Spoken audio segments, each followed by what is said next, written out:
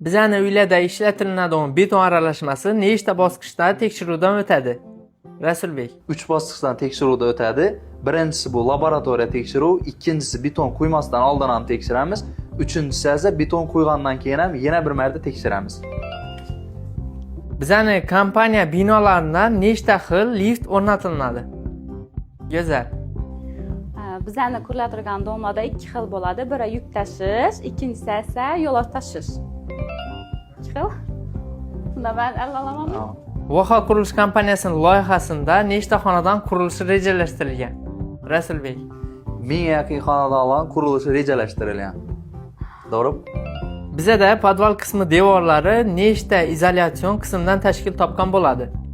Rasulbek. Demak, bizda podval qismi 2 xil izolyatsiyada amalga oshiriladi. Bu 2 qator polizol hamda uning ustidan penoplex urish ishlari amalga oshiriladi. To'g'rimi? Bo'ldi. Bizada to'lov tizimimizda dastlabki to'lov minimal necha foizdan boshlanadi?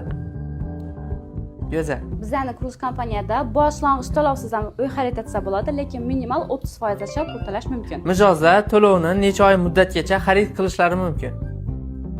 Go'zal. 36 oygacha hech qanday foizlarsiz to'lash imkoniyati mavjud. Pul qolmadi, короче. Ish fanta uchun o'ynaymiz endi. Mijozlar ofisga kelmasdan turib, xonadon bron etsalar bo'ladimi? Go'zal. Bemalol mumkin.